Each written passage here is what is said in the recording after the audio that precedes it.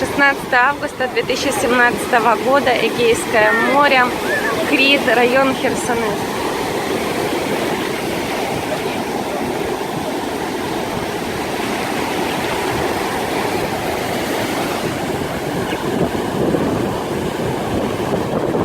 Песочек мягенький, без камешков, несмотря на горную местность.